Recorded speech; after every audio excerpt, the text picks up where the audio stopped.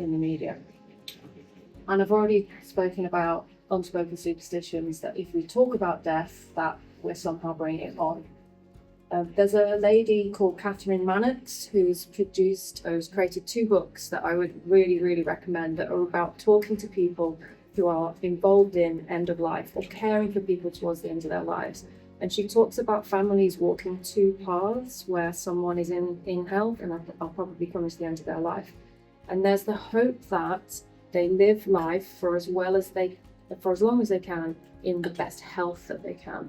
But there's also the hope that they have a good death, and that the 2 can come hand in hand. And if you don't talk about these things, if you don't talk about the care that somebody wants towards the end of their life, where they want to be, who they want to be there, who they want to be looking after, the dependents who aren't in the room with them, that these things go unsaid, and they can leave you, and especially the person who's coming towards the end of their life, feeling really very lonely, and things are unsaid.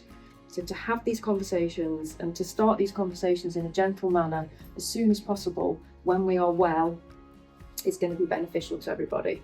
So all the evidence points to the fact that if the more we talk about the end of life, the more we talk about what we want in terms of our care at the end of our life and our funerals, the better supported, the better bereavement we are going to have, because these things have been dealt with, and it takes away some of the doubt, and it takes away some of the guilt about having not done the right thing. I think when we face it, when we name it, when we talk about the fact that our life is not going to be in perpetuity forever, I think something shifts, and I think it allows you to live more in the moment.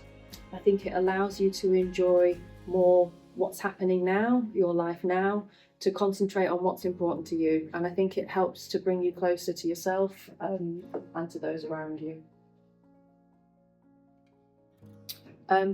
I just briefly want to touch on some of the language that I'll be using as I talk to you, and you may kind of hear certain phrases that I use and think, oh, that sounds slightly different. I've not perhaps heard that before. So we feel as funeral directors that we are very much caregivers, and we see our role as an extension of the health and the care system, and we're trying to bring well-being to people. We want our language to reflect that. So we would say we do say the person who has died, or we use their name rather than say the deceased. That person was someone who lived. It's a human being who was alive, who had a life, who has had relationships with people, who has lived, through a life, and we want to reflect that. We would always say that we bring someone into our care in our funeral service. So we bring that person to our funeral service where we take care of them. And we would use that language versus, collecting a body or collection or picking up. I feel to use that language is to dehumanize the person that we're caring for. And we're caring for that person as on behalf of the family. The family can be involved if they want to be, but more often than not, it's us caring for that person and carrying out the wishes of the family. So we view that person as a human, as a person. They have a name, and when we care for people, we talk to them. I talk to them. I remember the very first person that I ever met who had died. I walked into the room with my husband, and he introduced me to her and said, "Hi Sara, and her name was Joan." And I said, "Hi Joan, it's really nice to meet you." And I was incredibly nervous, and I didn't know how that was going to work for me. But I realised there in that time that caring for Joan was going to be a really, really big privilege. I had met her daughters, I had met her grandchildren, and they had told me stories about her. And then me talking about her and telling me about them, and I would never assume that she didn't already know what I was telling her. I'm not sure what happens there after people die, but I wanted to say to her, "I met your daughter today and she told me this. I met your son today and we're choosing your coffin." And they were choosing between a wicker and a wood coffin, but I think they're going to go with this one. This is the one that they feel comfortable with. And it's having that relationship with the family, it's having that relationship with the person who's died, and it's caring for that person with care. And something I touched on earlier, we would never use the phrase loved one unless it had been initiated by a family, because we realise that human relationships are complex, and that sometimes if someone's planning a funeral, they might not have had a positive relationship with that person. There may have been trauma involved, sadly, abuse, or just a difficult relationship, and they just happen to be the person in the family that's arranging that funeral. we just choose our language with care and, use it to reflect closeness of relationships and also the complexity of relationships as they exist. So we carried out some research a few years ago because we wanted to be able to talk with knowledge about what constituted a good funeral. We interviewed 75 people who had been involved in arranging a funeral, and we asked them certain questions about what was good about that funeral care, what was bad about that funeral care, how could it be improved, where did it work, so that we felt like we were talking with knowledge and we were bringing knowledge to what our role as funeral directors. And I'll talk to you about two of the findings today. And the first one was the importance of funeral wishes. And I've touched on those. By funeral wishes, I mean knowing what the person who died, the person who you're arranging the funeral for, would like their funeral to look, to feel like, the tone of the funeral, what they'd like to be included.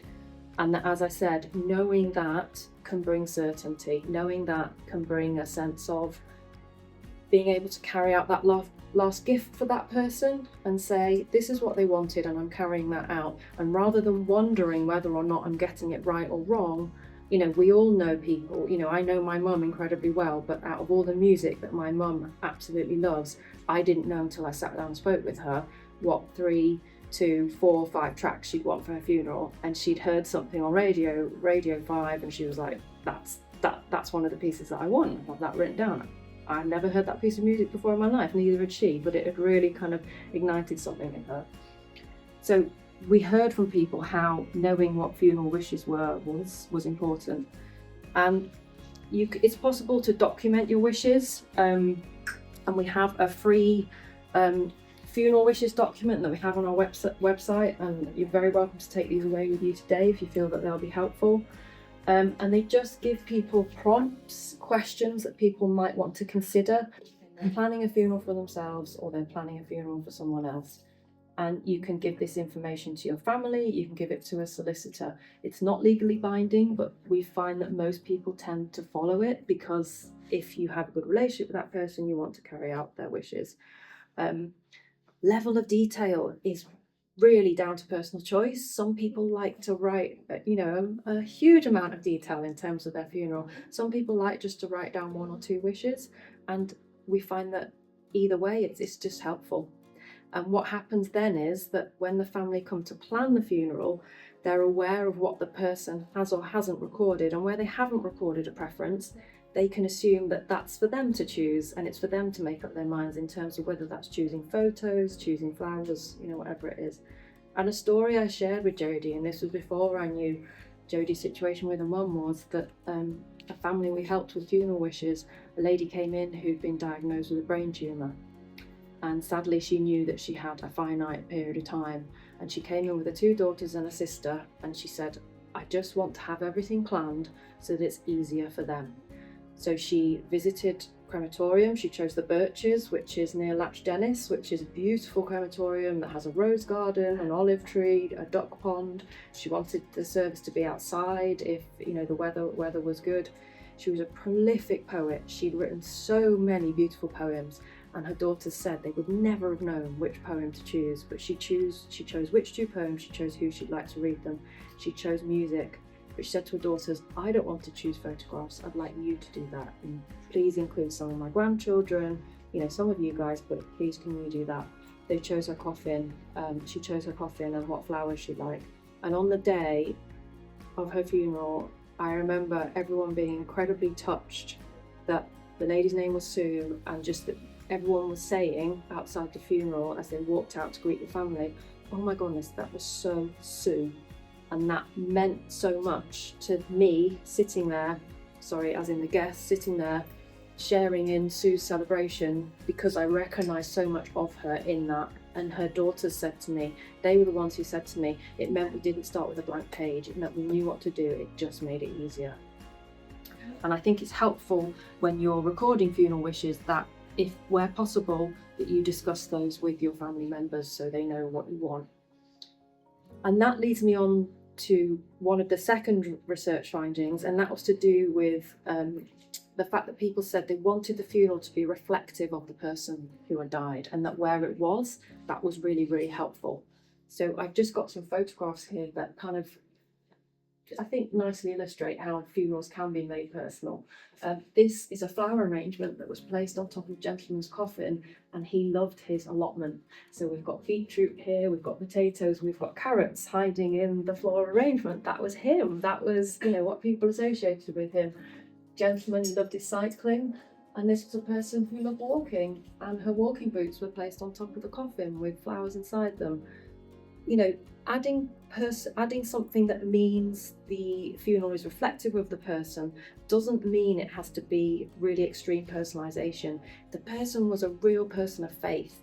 If having a simple faith-based service is what felt meaningful to them, what's going to feel meaningful to you as a family. I've had people who say to me, the church was so important to my mum, so it was important that we had the funeral there, that we invited all of, the parish to come, that her coffin was laid out in the church, that people were able to come and see that, because that was who she was and that was important to her. She didn't want anything particularly different from that. That was what she knew, and that was what would be reflective for her.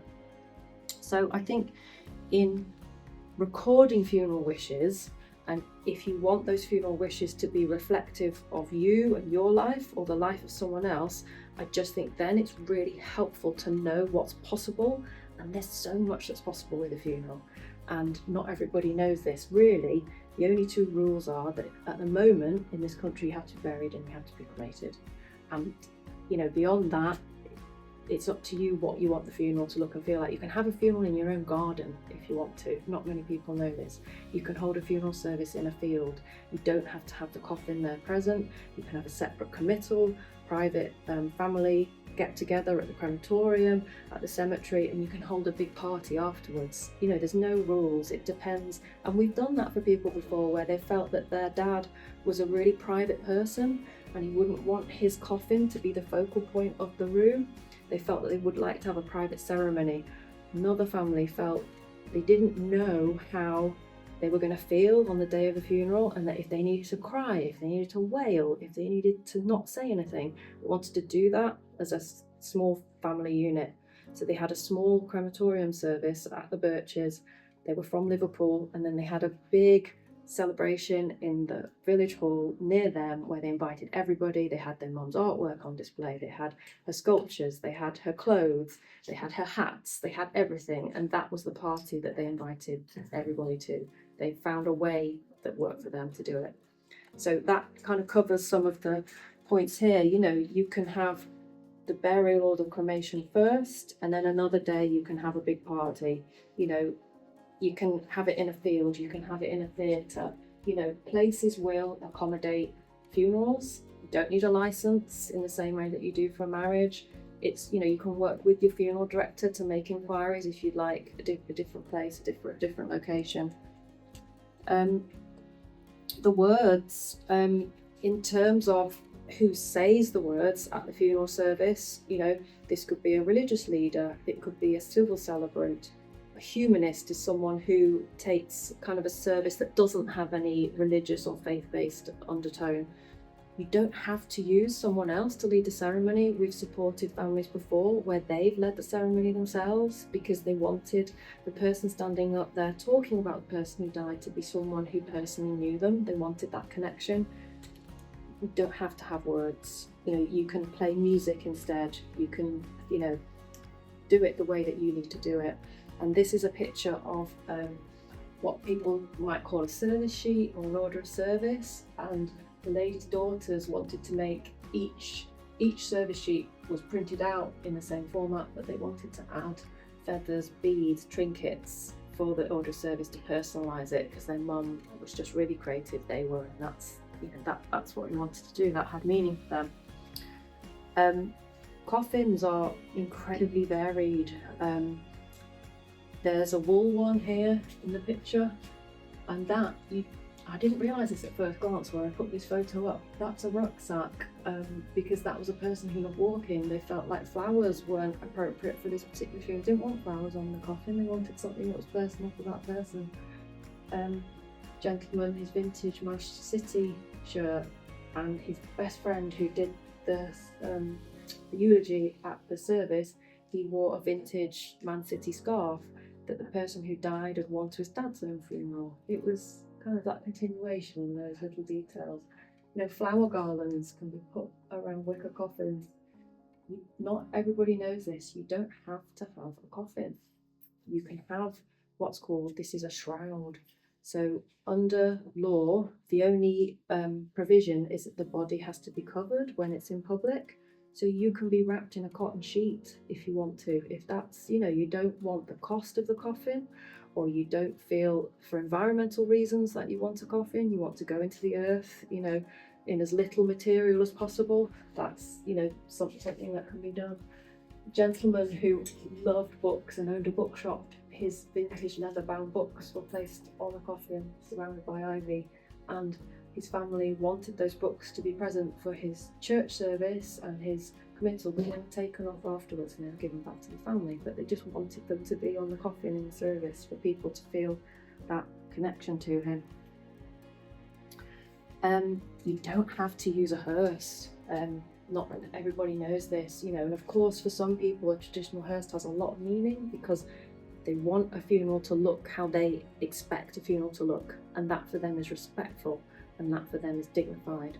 Some people say that seeing a traditional hearse when they were young really kind of caused something in them that they didn't like, and that they don't want to see that. They see that as morose. Two daughters who came to us who I could tell they were really nervous, and there was something that they wanted to ask us, and we were speaking, and they said, oh, we really, we've both got camper vans and we'd really like to use one of the camper vans to take our mum to the service. Is that possible? And we were like, absolutely, yes.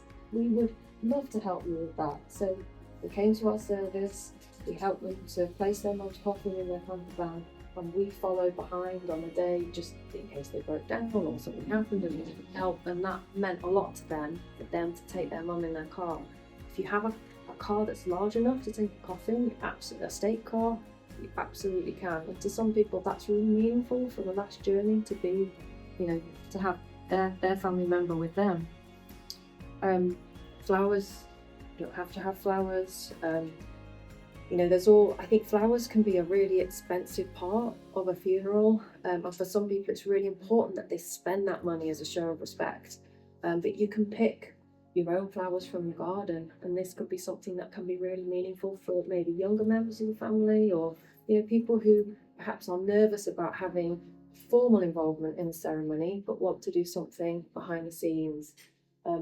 This is called a living arrangement, so it's set in a compostable trough, and it has bulbs in it as opposed to flowers. So those bulbs can be taken out after the funeral, and they can be replanted in a garden or in a pot at home to remind you of the person and be, something that lives on.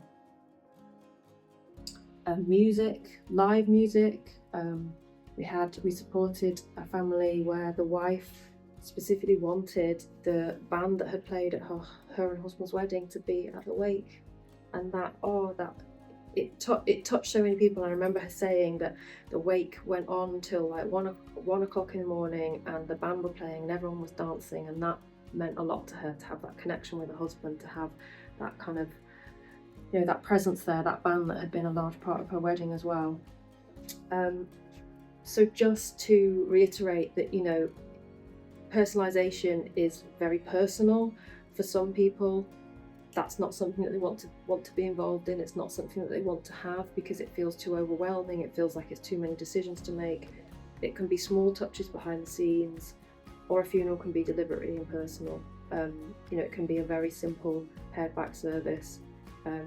Just to explain, the photograph at the top, that starts as a white cardboard coffin, and that can then be decorated either before the funeral or as part of the funeral, where family members came to our funeral service and decorated the coffin, and they had their mum's name on, they had a date of birth, a date of death, they wrote words down the sides. They wanted to personalise what she would be lying in.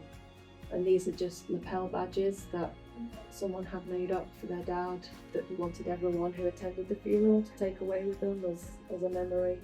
And this is bunting that's been made by family that says "to a great grandma," that's been hung on the coffin. care of the person who died, this can be again integrated into your funeral wishes, and this is something that we talk about in our document if people would like to. And it can be really important to people to know how they're going to be cared for, or how the person whose funeral it is going to be cared for. And some families like to be involved in that care. We've helped families to dress people, with our help, in saris, in suits, in tracksuits, to bathe people with oils that they've made at home, to wash their hair. Or that's something that we can do.